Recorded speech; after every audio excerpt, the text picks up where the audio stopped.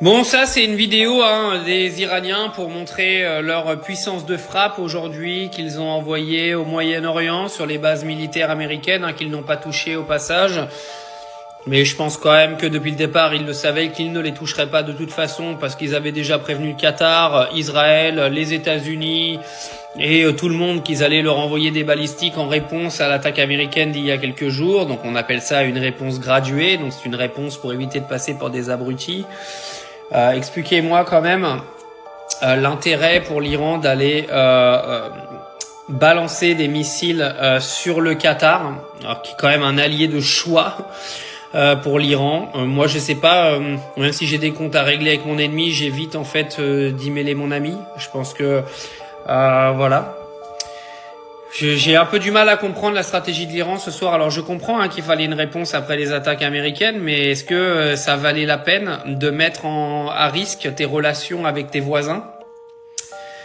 Je sais pas, on peut se poser la question quand même. Maintenant, je pense que voilà, les gens qui gèrent l'Iran sont sûrement plus habiles que moi en termes de géopolitique et de guerre. En tout cas, je l'espère.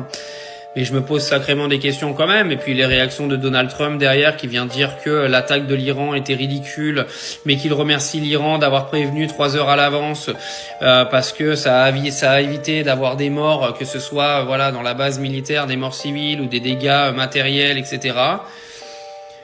Je sais pas, ça me perturbe ce conflit que je trouve complètement aléatoire.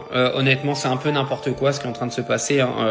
Qu'on se le dise, les attaques d'Israël sur l'Iran sans aucune justification, l'intervention de Donald Trump et des États-Unis qui bombardent les sites nucléaires sans aucune justification, sans attendre que le Congrès valide l'attaque américaine. Là, on a des missiles balistiques 14 qui se baladent dans le ciel du Qatar. Mais les gars, j'ai l'impression qu'on vit dans X-Files.